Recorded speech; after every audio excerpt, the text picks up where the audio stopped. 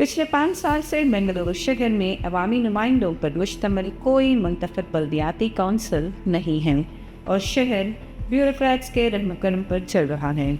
अब supreme court की सख्त मुदाखलत के बाद बीबीएमपी इंतखाबात की राह हमवार होती नजर आ रही है। अदालत ने कर्नाटक हुकूमत से कहा है कि वो 4 अगस्त 2025 तक एक जामे हल्फनामा दाखिल करे जिसमें हदबंदी, तहफ़्फ़ुज़ात, वोटर लिस्ट की नजरसानी और पोलिंग की हतमी तारीख पर वाज़ेह खाका पेश किया जाए। रियासत की जानिब से पेश होते हुए सीनियर वकील अभिषेक मनु सिंघवी ने कहा कि आखिरी बार इंतखाब 2015 में हुए थे और अब नवंबर या दिसंबर 2025 में कराने की तैयारी है। अदालत को ये भी बताया गया कि कानूनी तरामीम और गवर्नर की मंजूरी में ताख़ीर के बायस अमल रुका हुआ था, लेकिन अब इंतखाबात की 50% तैयारी मुकम्मल हो चुकी है। उधर अपोजिशन जमातें हुकूमत पर आईनी तरामीम को नज़रअंदाज करने का इल्ज़ाम लगा रही थी। ऐसे में सबकी निगाहें 4 अगस्त पर टिकी हुई हैं, जब हुकूमत को सुप्रीम कोर्ट के सामने एक बाकायदा रोड मैप रखना होगा। इसी हवाले से हमने साबिक़ कायदे हिज़्ब इख्तिलाफ और बीबीएमपी के एक्स कॉरपोरेटर जनाब अब्दुल वाजिद से बात की, जिन्होंने सुप्रीम कोर्ट की कार्रवाई पर अपने ख्यालात का इजहार किया है। 2015 अगस्त में पिछला कॉरपोरेशन इलेक्शन हुआ था। तकरीबन 5 साल हो गए। जब 2015 में कॉरपोरेशन हुई तो सिद्धरामैया साहब भी चीफ मिनिस्टर थे, तो मेजॉरिटी कांग्रेस की आई नहीं थी तब। तो जेडीएस, कांग्रेस और इंडिपेंडेंस मिल के कॉरपोरेशन बनाए थे। 4 साल हमने रूल किया। आखिरी साल थोड़े एमएलए जो बीजेपी चले गए, तब उसके बाद वहाँ पे भी तख्ता पलटा और बीजेपी की हुकूमत आई कॉरपोरेशन में। आखिरी साल 2020 सितंबर में आखिरी महीना वो कॉरपोरेशन का था। उसके बाद से इलेक्शन नहीं हुआ है। अभी जब बीजेपी गवर्नमेंट थी तो उन लोगों ने 2020 में एक नया कानून लेकर आए कि नया एक्ट लेके आए। यूजुअली कॉरपोरेशन चलता है केएमसी एक्ट से, तो इन्होंने बेंगलोर एक्ट 2020 बनाया। 198 वार्ड्स को बढ़ा के 243 वार्ड्स करके वो इलेक्शन लड़ाना चाहते थे। जैसे इलेक्शन पोस्टपोन होने का संभव था, हमने कोर्ट गए थे, मैं और शिवराज बीजेपी के खिलाफ कोर्ट गए। हाई कोर्ट में हमने मुकदमा जीता।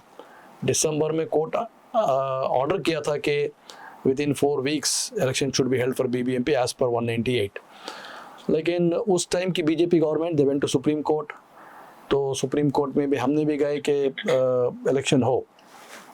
तो कहीं ना कहीं किसी न किसी वजह से वहाँ पे थोड़ा पोस्टपोन हो रहा था।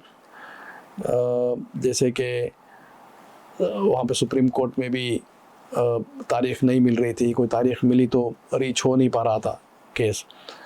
तो उस बाद एक मौका ऐसा आया जहाँ पे एक सुप्रीम कोर्ट का जज ने पूरे भारत में कोई भी कॉरपोरेशन इलेक्शन किसी वजह से रुकना नहीं चाहिए करके एक ऑर्डर पास किया था। यानी कि अगर 5 साल का टर्म होता है, 5 साल के टर्म के 6 महीने पहले ही उसका प्रोसेस शुरू होना चाहिए एज पर दी 74th कॉन्स्टिट्यूशन अमेंडमेंट, जिसको हमारे राजीव गांधी ने किया था 1992 में। तो उस हिसाब से इलेक्शन करवाना था। तो सुप्रीम कोर्ट में भी हम लड़ रहे थे। जब 2020 पर 2 दिसंबर में यहाँ पे कोर्ट में गए थे, कुछ लोग लोकल कोर्ट में गए थे चैलेंजिंग 243। यानी कि कहा रहा था कि 243 वार्ड्स ठीक नहीं है, अनसाइंटिफिक है। हमारी गवर्नमेंट वाले, हमारे जो एमएलएस थे बीजेपी के गवर्नमेंट के खिलाफ, जिन्होंने 243 वार्ड्स किए थे, उसके खिलाफ हाई कोर्ट में गए। तो हाई कोर्ट में बताया गया कि 243 आपने थोड़ा गलत किया है, बाउंड्रीज आर नॉट परफेक्ट। तो तब सुप्रीम कोर्ट वहाँ पे दिसंबर में कहा कि then get set done in high court and come back to us. तो 2023 में एमएलए इलेक्शन आ गया। तो वहाँ पे दिसंबर में सुप्रीम कोर्ट कहा कि मार्च तक आप लोग सब सेटरेट करके इसको इलेक्शन कराओ। लेकिन 2023 में इलेक्शन आ गया, कोड ऑफ कंडक्ट आ गया, तो उसके बाद आप जानते हैं 243 इलेक्शन नहीं हो पाया, कांग्रेस गवर्नमेंट बदली और हमारी कांग्रेस गवर्नमेंट आ गई। तो हमारी कांग्रेस गवर्नमेंट भी इलेक्शन के खिलाफ नहीं थी, तो जो हमने वादा किया था 243 अनसाइंटिफिक है, इसको ठीक करना है, we will do again redo the alignment ठीक से करेंगे, वो बीजेपी वाले ठीक नहीं किए करके वापस एक कमेटी बनाई और प्रोसेस में फॉलो किया और 243 से 225 वार्ड का नया डिलिमिटेशन एक डिलिमिटेशन करवाया गया और सबमिट किया हाई कोर्ट में कि that took again some time. तो दिसंबर में शायद 2023 दिसंबर में हाई कोर्ट में सबमिट किया गया कि we are going to conduct election as per 225 wards, we will do it reservation and conduct the elections. तो फिर वहाँ पे 2024 में इलेक्शन करवाना था, सो अनफॉर्चुनेटली 2024 में एमपी इलेक्शन आ गया, तो एमपी इलेक्शन के वजह से वो रुक गया। तो again now we are at 225 wards. तो फिर हमारी गवर्नमेंट कह रही थी कि ये भी ये इसको 225 एक ही कॉर्पोरेशन करने से एडमिनिस्ट्रेशन में प्रॉब्लम होगा, तो we will divide the BBMP into 3 corporations. तो आप जानते हैं कि ये एक साल से डिस्कशंस में है, कभी सीएम लेवल में है, कभी डीसीएम लेवल में है, कोई एमएलएस मिलते हैं, कोई 5 कॉर्पोरेशन कह रहा था, 3 कॉर्पोरेशन कह रहा था। अभी जाके finally the government has taken decision to have 5 corporation करेंगे बीबीएमपी के। उस हिसाब से इन्होंने एक परसों हाल ही में लास्ट वीक में कैबिनेट में इन्होंने एक डिसीजन लिया कि बेंगलोर को बीबीएमपी को 5 कॉर्पोरेशन करवाया जाएगा, जिसमें कहीं एक कॉर्पोरेशन में 7 असेंबली आते हैं, कहीं कॉर्पोरेशन में 5 आते हैं, कहीं कॉर्पोरेशन में 2 आते हैं। यहाँ पर गवर्नमेंट का स्टैंड है।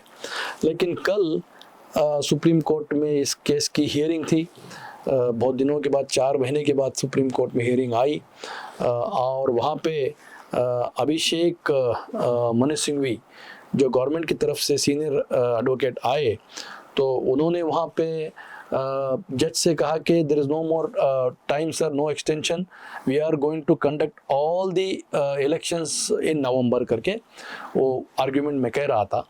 तो देन द जज has asked him to give in details affidavits आप दो so that you give me the schedule कि आप कब डिलिमिटेशन कर रहे हो, कब रिजर्वेशन कब कर रहे हो, कब इलेक्शन करवाते हो, ये डिटेल्स में आप राइटिंग में दो करके उन्होंने 4 तारीख का अगले वीक मंडे का 4 तारीख का टाइम दिया है।